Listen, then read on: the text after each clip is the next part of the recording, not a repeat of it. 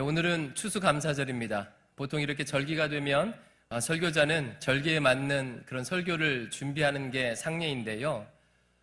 특별히 따로 저는 준비하지 않고 10번째 계명, 10계명의 10번째 계명을 통해서 이 감사를 살펴보기로 했습니다. 감사하게 이 10번째 계명은 감사와 너무 밀접하게 연관이 되어 있습니다. 잠깐 읽어서도 여러분 눈에 드러날 텐데, 오늘 본문 말씀은요, 이웃의 소유를 탐내지 말라라는 탐욕에 대해서, 탐심에 대해서 지적하고 있거든요. 근데 이것이요, 감사와 너무나도 밀접하게 연관되어 있습니다. 누군가 와서 탐심의 반대가 무엇입니까? 탐욕의 반대가 무엇입니까? 라고 묻는다면 저는 주저없이 감사라고 얘기하겠습니다. 내가 만약 탐심의 노예가 되어 있다면 아마 지금 감사하는 삶을 살지 않고 있을 것입니다. 반대로 내가 지금 감사하는 삶을 삶 속에서 실천하고 살고 있다면요, 이 탐심의 노예로부터 자유로운 삶을 살고 계실 것이고, 또 10번째 계명을 잘 지키실 거예요. 그런 의미에서 저는 오늘 이 계명을 좀 깊이 살펴보고자 원하는데요. 카톨릭에서는요, 근데 이 10번째 계명을요, 9계명, 10계명으로 그렇게 지켜요. 그래서 9계명을 우리는 지금 하나의 계명으로 지키잖아요. 근데 카톨릭에서는 1계명, 2계명을 하나의 계명으로 합치고, 우리가 지금 읽은 10번째 계명을요, 9계명, 10계명 두 개의 계명으로 나눠서 지킵니다. 그래서 9계명은 이웃의 아내를 탐내지 말라, 10계명은 이웃의 소유를 탐내지 말라 해서 이렇게 두 개로 나누는데, 하지만 교회 역사는요, 그리고 본문을 살펴보면, 당시 문화를 살펴보면 굳이 두 개로 나누지 않아도 될 것 같아요. 당시 문화에서는요, 안타깝지만 여성을 소유 취급하는 그런 문화가 있었습니다. 그래서 결혼할 때도 남자가 그 처가댁에다가 돈을 주고 마치 여성을 사오는 것처럼 그런 문화가 있었어요. 따라서 이 10번째 계명은 둘로 나누지 아니하고 그냥 한 가지, 내 이웃의 소유를 탐내지 말라라는 계명으로 봐도 괜찮은 것입니다. 그런데 이렇게 볼 때요, 이 10번째 계명을 보면 좀 궁금한 것이 있어요. 여러분, 10번째 계명은 이웃의 아내나 소유를 탐내지 말라는 계명인데, 앞선 어떤 계명들과 겹치는 것 같이 보여지지 않습니까? 예를 들면 7계명은 간음하지 말라, 이웃의 아내를 간음하지 말라라는 그런 뜻인데, 이 7계명과도 겹치는 것 같고, 또 8계명 보면 도둑질하지 말라라는 계명이잖아요. 이 계명하고도 겹치는 것 같이 그렇게 보여져요. 따라서 이 계명을 왜 이렇게 겹치는 것처럼 보여주는 계명을 10번째 다시 적고 있는가에 대한 의문부터 좀 해결해야 될 필요가 있는데요. 그래서 학자들이 이것을 여러 가지 의견들을 내놨어요. 그래서 어떤 학자들은요, 이 10번째 계명이 7계명, 8계명과 다른 이유에 대해서 이렇게 말합니다. 7계명, 8계명은 불법적 행위를 금하는 계명인데, 10번째 계명은 합법적인 그런 방법까지도 금하는 계명이다라고 그 차이점을 부각시켜요. 이게 무슨 말인지 이해가 되십니까? 그러니까 7계명, 8계명은 간음이라는 불법적 행위, 도둑질이라는 불법적 행위를 금하는 계명이라면, 10번째 계명은 그런 불법을 구체적으로 저지르지 않아도 합법적으로 간음하거나 합법적으로 이웃의 소유를 취할 수 있죠. 여러분, 그렇지 않습니까? 꼭 우리가 불법을 행해서만 이웃의 소유를 취하는 게 아니라 합법적인 방법으로도 취할 수 있어요. 이웃이 그 돈 좀 빌려달라고 했을 때 돈을 빌려주고요, 그 빌려준 것을 계기로 이자를 많이 붙여서 그 이웃의 소유 전부를 합법적으로 갈취하는 일들이 얼마나 많이 있습니까? 따라서 어떤 학자들은요, 이와 같이 합법적인 것까지 금하는 그런 내용이다라고 보는 그런 학자도 있습니다. 나름의 일리가 있죠. 하지만 개신교 전통에서는요, 이것을 어떻게 7계명, 8계명과 구분지어서 보냐면요, 앞에 7계명, 8계명은 행위에 초점을 두는 계명이라는 거예요. 앞에 7계명, 8계명뿐만 아니라 그 앞서 나온 계명들은 행위에 대한 지적이라면, 행위에 대한 금지라면, 10번째 계명은 그 행위를 초래하는 인간의 본성, 즉 탐욕에 대해 지적하고 있다라는 방식으로 구분합니다. 여러분, 이해가 가시죠? 그러니까 앞의 계명들은 행위에 대해서 얘기하고 있다면, 제일 마지막 10번째 계명은 그 행위를 저지를 수밖에 없는 인간의 내면, 인간의 마음, 인간의 중심에 있는 탐욕에 대한 지적하고 있다라는 것이에요. 이렇게 볼 때 이 10번째 계명이 이 10계명에 위치하는 것은 너무나도 적절한 것 같아요.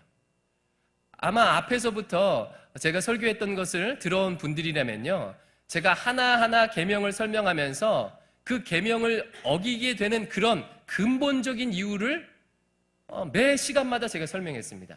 그 근본적인 이유가 무엇이었죠? 예를 들면 우상 숭배를 하게 되는 근본적인 이유가 무엇이었습니까?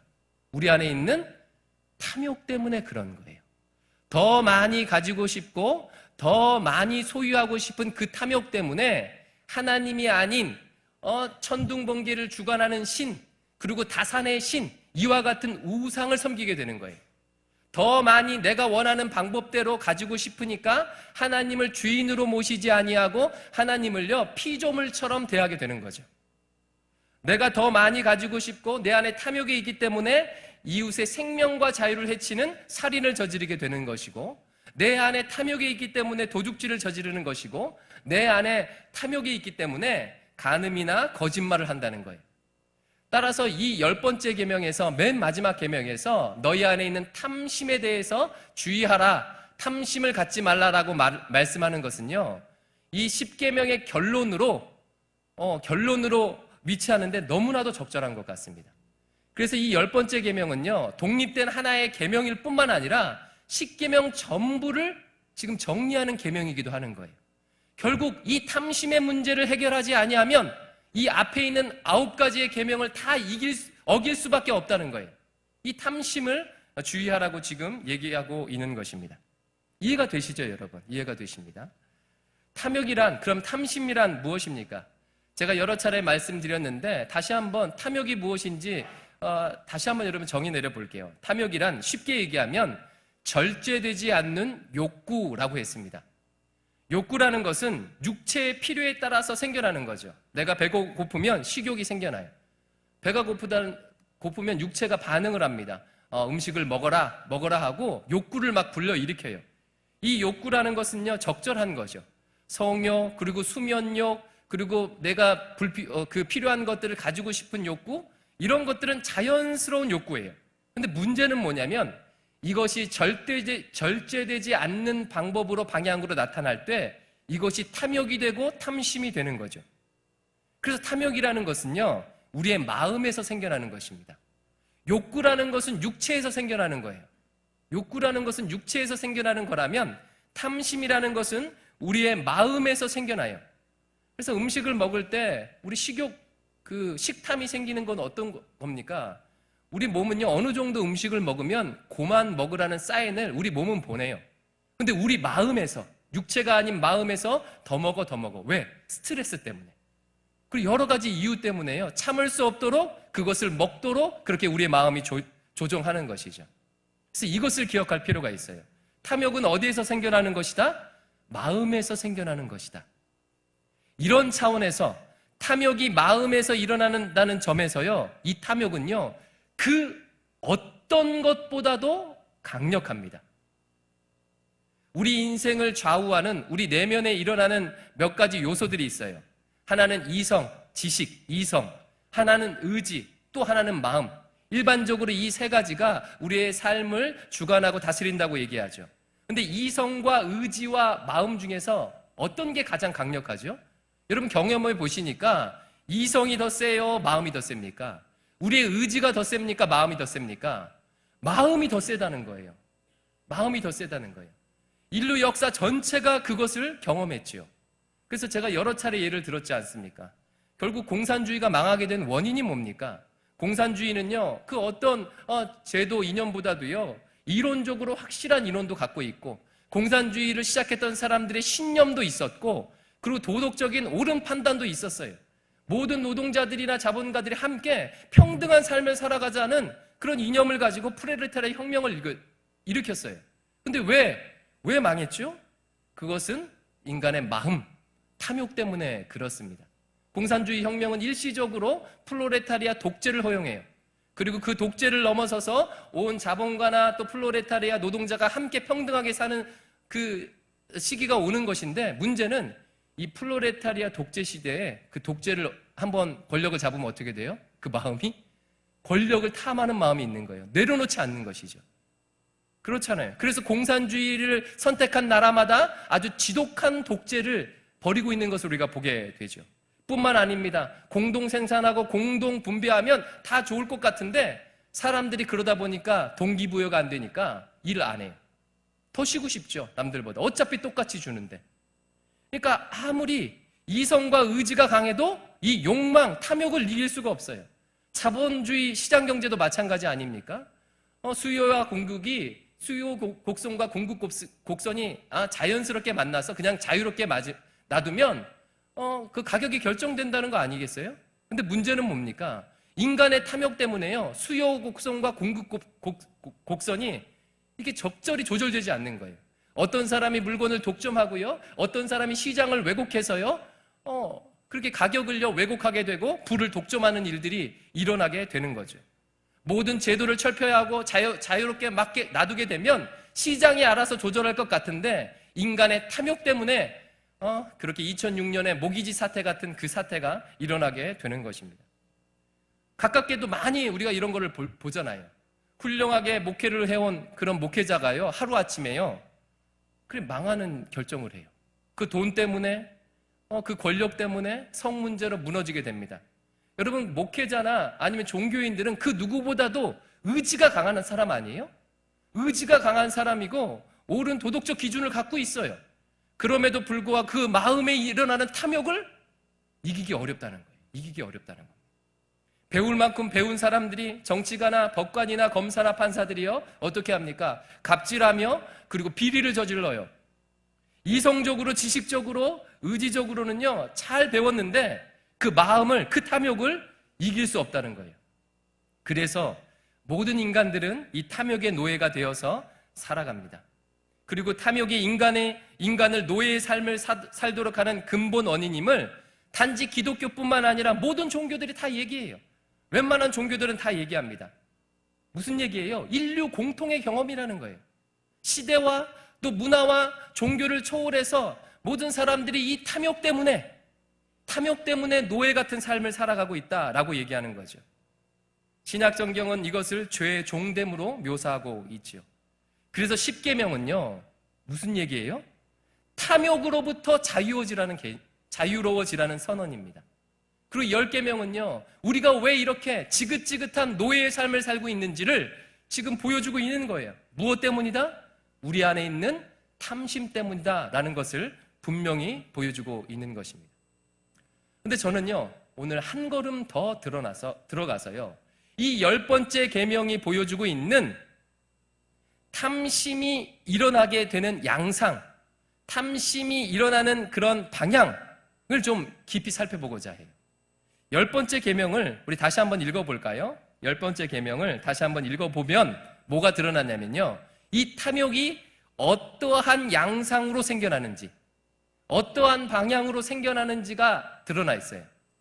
말이 좀 추상적이라 발견하기 쉽지 않을 텐데 그래도 한번 어떤 양상으로 탐욕이 생겨나는지 여러분 한번 읽으면서 생각해 보세요. 다시 읽어볼게요. 시작. 내 이웃의 새 아내나 그의 남종이나 그의 여종이나 그의 소나 그의 낙이나 물은 내 이웃의 소유를 탐내지 말라. 이 말씀 보면요 반복해서 계속 등장하는 단어가 있어요. 뭐죠? 3번이나 등장하는데 내 이웃의. 그러니까 탐욕이 생겨나는 양상이 어떻게 된다는 거예요? 이웃의 소유를 탐내는 방식으로 생겨난다는 거예요. 탐욕이라는 것은요 이웃의 것을 가지고 싶은 이웃의 소유를 탐내는 방식으로 나타난다는 거예요. 조금 더 설명을 해볼게요. 혹시 자크 라캉이라는 철학자 이름 들어본 적이 있습니까? 저도 그 사람 책은 한 번도 읽어본 적이 없어요. 이름 자체가 읽기 싫잖아요. 자크 라캉. 근데 이 사람이 그 남긴 유명한 말이 하나 있는데 이건 들어보셨을 거예요. 무슨 유명한 말을 남겼냐면 이런 말을 남겼어요. 우리는 타인이 욕망하는 것을 욕망한다. 들어본 적 있으시죠? 우리는 타인이 욕망하는 것을 욕망한다라는 말을 남겼어요.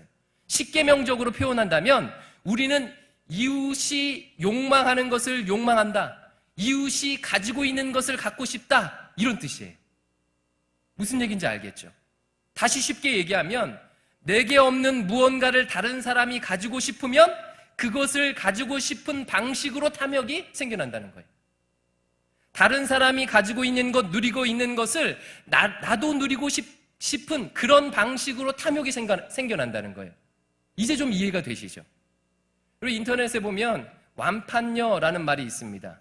저는 잘 몰랐는데 이 완판녀라는 말을 여러분 다 아시잖아요. 무슨 뜻이에요? 어떤 연예인이 옷을 하나 딱 입고 나와요. 혹은 가방을 입고 딱 그 드라마에 등장합니다. 그러면 그 옷과 그 가방이 어떻게 된다는 거예요?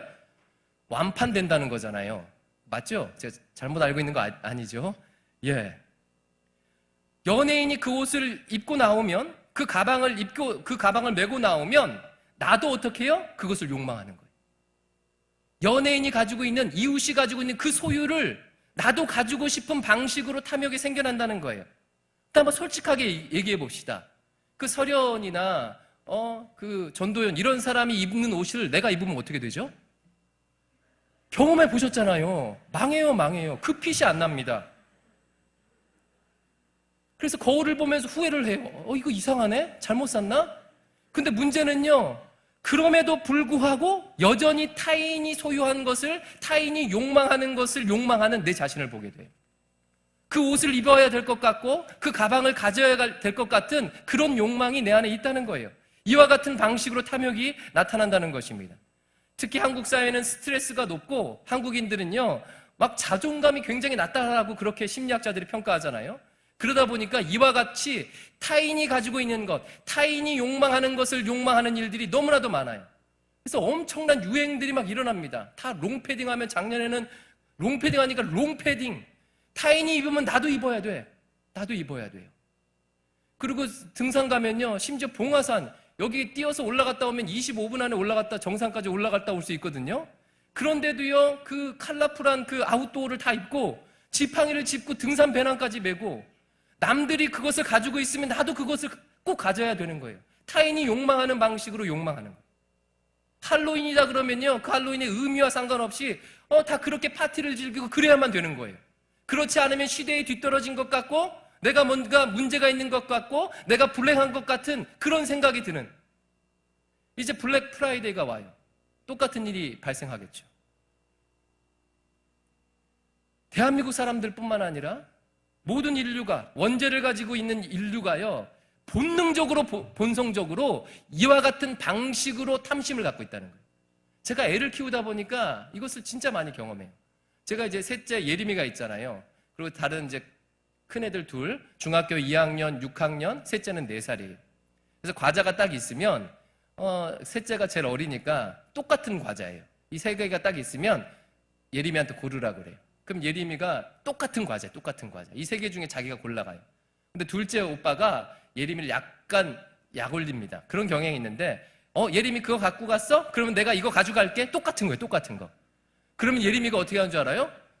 나 저거 가질래 하고 똑같은데 그걸 놓고 오빠가 가지고 있는 것, 오빠가 소유한 것을 탐하는 방식으로 선택을 해요. 인간 본성이라는 거예요. 이런 의미에서 이 시대는요, 우리의 탐욕을 무한히 자극하는 시대죠. 광고 보면 아까 얘기했듯이 연예인 등장식이잖아요. 그것을 가지고 그것을 입고 사용하면 나도 그 사람처럼 될 것 같은 환상을 광고 속에서 계속 심어줍니다. 실제 그렇지 않은데. 쇼핑 그 채널을 살펴보면요, 어떻게 얘기합니까? 그 사람들이 막 우리를 부추겨요. 이제 매진 거의 거의 화이트 계열은 다 매진됐습니다. 이제 실버만 남았습니다. 그래서 많은 사람들이 사용하고 있다고 막 그렇게 부추깁니다. 그러면 어떤 마음이 들어요? 그걸 안 사면 내가 다른 사람들보다 뒤처질 것 같고 다른 사람보다 불행할 것 같은 그런 심리들을, 그런 탐욕을 계속 자극하는 방식으로 그래서 쇼핑 광고가 나오게 되죠. 그럼 나도 모르게 이렇게 막 눌러요. 그렇죠? 저는 요즘 그런 의미에서요, 청년들이 여행을 많이 갖고 있는데 굉장히 우려스러운 생각이 좀 들어요. 여러분, 고대로부터 여행은요, 교육에 있어서도 그렇고 또 여러 가지 효과가 있어서 여행은 추천되는 일입니까? 아닙니까? 굉장히 추천되는 일이잖아요. 다른 세계를 살펴보고 더 넓은 세계를 경험하도록 하고요. 그러므로 통해서 자신의 인격과 소용을 쌓고 견문을 넓히도록 하기 위해서 고대로부터 모든 학교, 모든 스승들은요, 자기 제자들에게 또 자녀들에게 여행을 하도록 권면합니다. 그래서 우리나라도 보면 양반의 자제들은요, 개나리 보찜 이렇게 하나 딱 쥐고 그 뒤에다 집신 새끼를 꼬아서 몇 개 이렇게 해놓고 지방에 있는 유학자들의 그 사랑방을 돌아다니면서 그 머슴 하나 붙여갖고요, 그렇게 여행하도록 권면하는 일들이 굉장히 많습니다. 이런 차원에서 여행을 저는 권면하고 제가 그렇게 하려고 노력하고 청년들에게 권면해요. 근데 요즘의 여행은요, 그 동기와 이유와 방식이 완전 다른 것 같아요. 그러니까 좀 전에 얘기했던 탐욕의 방식으로 여행을 하는 것 같아요. 이웃이 욕망하기에 욕망하는 방식으로 여행하는 것 같아요. 이웃의 것을 탐하는 방식으로 여행하는 것 같아요. 꽃보다 땡땡이라는 그런 프로그램에 나온 그 여행지, 그 연예인이 가고 즐거우니까 나도 가고 싶다는 마음이 들었어요. 그걸 보다가. 그런데요, 인스타그램이나 페이스북을 보니까 내 옆에 있는 친구가 거길 갔다 온 거야. 사진을 막 올려요. 그러면 나는 어떻게 돼요? 그 순간 거기를 안 가면 안 되는 거예요. 꼭 가야 되는 거예요. 그곳을 안 가면 그 친구보다 불행할 것 같고, 그곳에 안 가면 내 인생이 뭔가 텅 비어 있을 것 같고, 결핍이 있는 것 같고, 그래서 여행을 가는 거예요. 제가 너무 과합니까? 게다가 저가 항공의 이게 그런 분위기까지, 저가 항공이 여행 갈 수 있도록 그 돈까지 굉장히 낮춰주니까요, 너무나도 쉽게 그렇게 탐욕하는 방식으로 여행 가지 않는가라는 우려를 갖게 된다는 거예요. 제가 어떤 학부형과 이야기를 나눴는데 이 학부형이 이런 얘기를 하더라고요. 방학이 되면 자기 아이들, 이제 초등학생인데요, 초등학교 2학년쯤 됐던 것 같아요, 꼭 해외여행지를 가게 해준대요. 그래서 왜 그러냐 했더니, 방학 끝나고 나서 애들 모이면 반에서 너 방학 때 어디 갔다 왔어, 어디 갔다 왔어 얘기한대요. 그래서 어디 해외여행을 갔다 와야 그래야 얘기할 거리가 있다는 거예요. 그렇지 않으면 애들의 자존감이 상하고 좀 뭔가 못난 아이처럼, 부족한 가정처럼 그렇게 여겨진다는 거예요. 다른 애들과 비교하지 않으려고 해외여행을 간다는 거예요. 여러분, 너무 오늘 말씀대로요, 이웃이 욕망하는 것을 욕망하는 방식으로 살아가고 있는 거 아닙니까? 이것은 가까운 이웃일수록 더욱 강합니다. 친한 친구나 가까운 친척이 내가 없는 것을 가지고 있을 때, 내가 누리지 못하는 것을 누리고 있을 때 우리 안에 말할 수 없는 탐심이 작동하죠. 그래서 사촌이 땅을 사면 배가 아픈 거예요. 근데 문제는 타인의 욕망을 욕망하게 될 때 어떤 일들이 발생하게 됩니까? 정말 여러 가지 부작용이 많이 있는데요, 대표적으로 뭐겠어요? 첫 번째로는요, 지금 이미 내게 있는 것을 누리지 못하게 되는 거예요. 그리고 내게 이미 있는 것으로 인해서 감사하지 못하게 되는 일이 발생하고 되는 것이죠. 지금 나에게 있는 것을 누리고 자족하지 못하고 내게 없는 것, 그런데 타인이 가지고 있는 것, 그것을 바라보면서 불평하고 불만하게 되는 것입니다.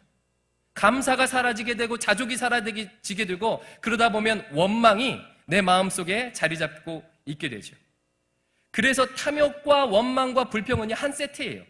반대로 자족, 감사, 그리고 존재의 누림, 이거는 한 세트입니다. 탐욕이 있으면 원망하게 되고 불평하게 돼요. 하지만 자족하고 누리게 되면 감사하게 되는 것이죠. 그래서 탐심이 생기면요, 인생이 불행하게 됩니다. 탐심이 마음에 생겨나게 되고 그 탐심에 내가 노예가 되게 되면 불행한 인생을 살게 돼요. 상식적으로 생각해 보십시오. 지금 있는 것을 누리지 못하고 없는 것을 욕망하는데 그것이 행복할 수가 있겠습니까? 없죠. 지금 내게 있는 내 남편, 내 자녀에게 만족하지 못하고 이웃의 남편이 더 잘나 보이고 이웃의 자녀가 더 좋아 보이고, 그래서 내 남편이 내 자녀가 저처럼 되면 좋겠다는 마음을 가지고 있는데 행복한 가정생활을 누릴 수 있겠어요? 못 누리게 되는 것입니다. 저는 한국에 유학 갔다가 와서요, 한동안 이 문제로 고심했어요. 여러분이 보시기에 저는요, 감사할 조건이 많을 것 같아요? 아니면 원망할 조건이 많을 것 같아요? 저는 제가 그렇게 생각해도 감사할 조건이 참 많아요. 그런데요, 제가 페북을 보다가 제 마음에 시험이 들었어요. 저한테 아쉬운 게 하나가 뭐냐면, 전 다른 것들은 별로 이렇게 아쉽지 않은데 유학을 갔잖아요. 공부를 하러 갔어요. 그래서 학위를 하다가 중간에 집안에 사정이 있어서 와서 박사 학위를 중간에 끊겼습니다. 그러니까 제 마음속에 무슨 아쉬움이 있어요? 박사를 못한 것에 대한 아쉬움이 굉장히 크더라고요. 근데 페북을 보는데요, 내 같이 공부했던 친구 누구가 박사 학위 수여식 한다고 거기에 막 올려놓은 거예요. 사진 올려놓고 졸업 모자 쓰고. 마음속에 여러분 어떤 마음인지 아시겠죠? 그리고 어떤 사람이 책을 막 낸다고 막 그러고, 그런 글을 볼 때마다요, 제 마음속에 질투도 나고요, 원망도 나고요, 갑자기 내 상황에서 감사가 사라지게 되더라고요. 막 이런 마음이 생겨요. 내가 쟤보다 공부도 잘했는데, 내가 쟤보다 한지 공부할 때 저 잘 나갔는데, 이런 마음이 막 드는 거예요. 그래서 내가 지금 여기서 뭘 하고 있는 거지? 이렇게 말 안 듣는 청년들 데리고 지금 내가 뭘 하고 있는 거지? 불만, 불평이 제 마음속에 생겨나는 거예요, 막요. 다른 친구들보다 내가 뭔가 뒤처져 있는 것 같고, 내 인생에 심각한 결핍이 있는 것 같아요. 이런 생각이 막 들더라고요, 이런 생각이요. 탐욕이 작동하는 방식이 이렇다는 거예요. 이 목사에게도요. 탐욕이 이와 같은 방식으로.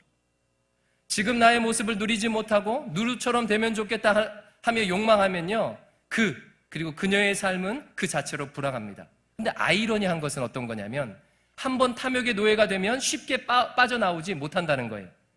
자신의 마음에 이웃의 것을 욕망하는 그 욕망으로 인해서 불행하게 되는 것인데, 없어서 결핍돼서 불행하다고 착각하고 욕망을 욕망하는 일이 반복해서 일어나요. 그래서 노예가 되는 거예요. 끊임없이. 그러다 보면 인생의 수많은 선택의 과정 가운데서 악수를 두게 됩니다.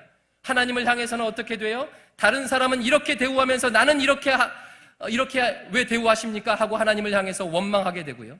타인을 향해서는 어떻게 되죠? 질투하게 됩니다. 특히 욕망은 가까운 사이일수록 더 많이 일어난다는 점에서 가까운 사람들과의 관계가 깨어지게 되죠.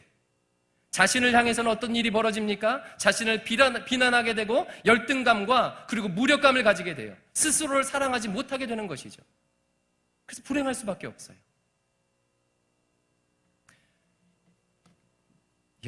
너무나도 내 얘기를 하는 것 같지요. 그러면 마지막으로요, 어떻게 이것을 극복할 수 있겠습니까? 저는 다음 시간에요, 십계명 전체를 마무리하면서 근본적인 기독교적인 해결책에 대해서 얘기하고 마무리할 거예요. 오늘은요, 실천적인 해결책, 제가 경험한 경험적이고 실천적인 해결책 두 가지를 얘기할 거예요. 첫 번째는 뭐냐면요, 비교하지 않는 것입니다. 너무 뻔한 얘기죠. 자꾸만 이웃이 욕망하는 것을 욕망하는 방식으로 탐욕이 일어난다면 이웃의 것과 내 인생을 비교하지 않는 것이죠. 다른 사람과 나를 비교하지 않는 것입니다. 다른 사람이 무엇을 입었든, 그리고 어떤 핸드폰을 샀든, 다른 사람이 어떤 일을 하든, 결혼을 했든 안 했든, 어떤 직장에 다니든 아니든 신경 끄는 것입니다. 다른 사람의 소유에 대해서 그만 보는 거예요. 그래서 제가 어떻게 했냐면요, 페이스북을 끊었어요. 인스타그램을 끊었어요. 안 보니까 괜찮더라고요. 안 보니까. 그러니까 대부분은 어떻게 하냐면요, 그 열등감과 이런 것들이, 그걸 보면서 그런 분들은 페이스북 활동이나 인스타그램 활동 안 합니다. 근데 회원은 못 끊어요. 그거를 어플에서 지우지 못해요. 어떻게 해요? 자기는 활동 안 하면서 그 페이스북 다른 사람이 어떻게 사는지를 보면서 마음에 계속 비교하고 괴로워하는 거예요. 이걸 끊임없이 반복하고 있는 거예요. 활동 안 하면 끊으셔요. 페북 끊으시고, 페이스북에서 저한테 뭐라 그럴까요? 인스타그램을 그냥 끊으세요. 보지 마십시오. 그러니까 좋더라고요. 누가 박사 학위를 받았는지 책을 냈는지 아예 그냥 그걸 안 보고요, 지금 하나님께서 내게 주어진 이 삶을 살게 되니까 훨씬 더 행복감이요, 훨씬 더 하더라고요. 그런 의미에서 이제 블랙 프라이데이가 와요. 여러분 어떻게 하시겠어요? 블랙 프라이데이를 벼르고 계신 분 여기 계시죠? 정신 차리세요. 아마 벼르고 계신 분들은요, 친구나 작년에 내 친구가 블랙 프라이데이 때 엄청나게 싸게 뭘 샀다더라, 아니면 SNS에서 누가 엄청나게 싸게 샀다더라, 이런 기사를 보면서 아마 벼르고 계실 거예요. 타인의 욕망을 욕망하는 방식으로, 십계명을 어기는 방식으로 블랙 프라이데이를 이용하게 되면 여러분 망합니다.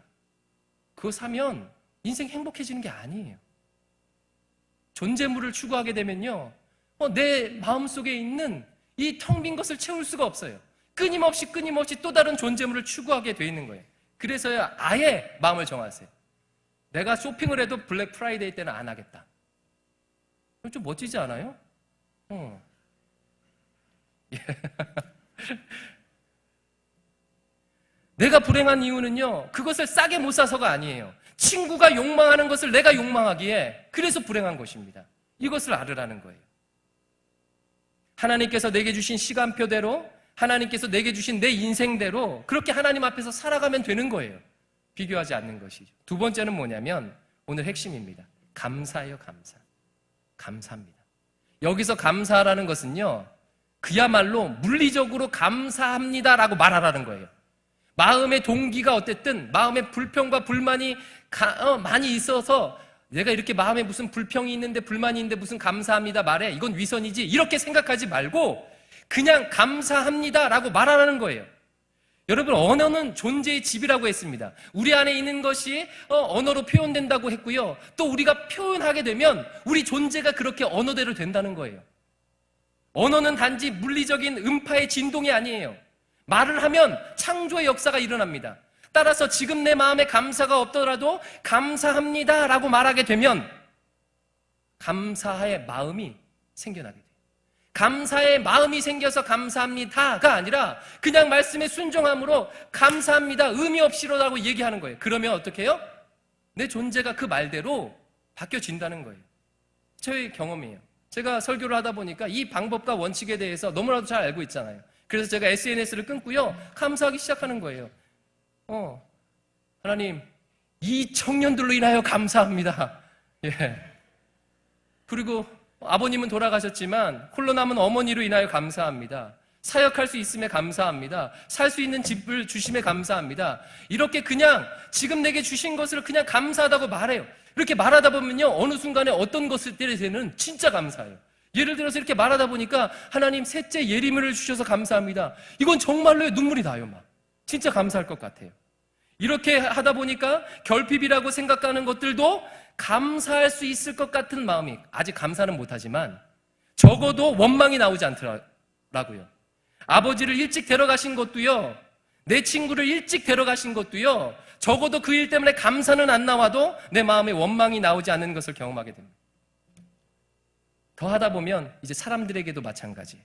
그래서 여러분, 저하고 관계하시는 분들은요, 느꼈는지 모르겠어요. 제가 청년들 만나면 고맙다, 고마워, 감사해라는 말을 굉장히 많이 합니다. 그때 이후로 제가 아예 작정을 했어요. 무슨 일을 해도 청년들이 어떻게 해도 고맙다, 고마워, 감사해라는 말을 하기로. 그리고 제 자신에 대해서도요, 이렇게 말하기로 결정했어요. 그렇게 했습니다. 또 어머니 기도에서 그 한 강사분이 오셔서 자기 자신을 좀 자기 자신에게 고맙다, 감사하라 하래요. 그래서 해봤어요. 영모야 고마워. 영모야, 영모 데리고 사느라고 수고했지? 영모야 감사해, 고마워. 하니까 눈물이 나더라고요. 진짜 고맙다라고요. 여러분 한번 해보십시오. 그러면서 믿음이 생깁니다. 그러면서 지금 있는 것들을 사랑할 수 있는 마음이 싹 터요. 비록 원하는 학위를 완벽하게 따지 않았지만 내 공부와 수고를 헛되게 하지 않으시려는, 하나님께서 그렇게 하시려는 그런 신락 같은 믿음, 이런 것들이 제 마음속에 싹 트는 것들을 경험했어요. 그래서 여러분, 그냥 물리적으로요, 감사합니다 라고 말하십시오. 이제 다음 주에 직장을 갔어요. 일이 너무 많아요. 퇴근을 딱 하려고 딱 봤더니 시계가 벌써 새벽 1시가 됐어요. 그런데 다 주변에 봤더니 아무도 없어. 나 혼자 있어요. 심지어는요, 나보다 늦게 온 신입도 퇴근했어요. 나는 무슨 일복이 많다고 이게 무슨 일이야. 그렇다고 이것이 의미 있는 일도 아닌데. 그러면서 이제 마지막 불을 끌 때, 이때가 중요합니다. 불을 끌 때 어떻게 하라고요? 짜증으로 불을 끌고 대중교통에 올라가자마자 스마트폰을 켜게 되면 악순환의 반복이에요. 이웃의 욕망에 눈을 돌리면 안 돼요. 어떻게 해요? 불을 끄기 전에 이렇게 외치는 거예요. 아무도 없으니까. 감사합니다! 라고요. 하나님 감사합니다라고 마음이 안 되는데 그냥 외치라고요. 감사합니다. 그러면 그것을 외치는 순간요, 마치 호그와트의 마법사들이 마법 주문을 외치는 것처럼 내 마음속에 무언가 말할 수 없는 미묘한 변화가, 내 인생 가운데 말할 수 없는 미묘한 변화가 일어나는 것을 경험하게 되실 거예요. 뭐가 감사한지 생각하지 않아도 돼요. 그냥 감사합니다 외치시면 돼요. 집에 들어갔는데 공기가 냉랭합니다. 집안 분위기가 삭막해요. 이 지긋지긋한 갈등과 고통의 향기가 집안 한가득 들어가자마자 밀려와요. 들려오는 욕설까지도 하도 들어서 아무렇지도 않다는 사실에 허탈감이 밀려오는 그 순간 문을 꽝 닫고 들어가서 스마트폰을 켜고 그 웹툰을 보면서 그 쇼핑 사이트를 들어가면서 하지 마시라는 거예요. 어떻게 해요?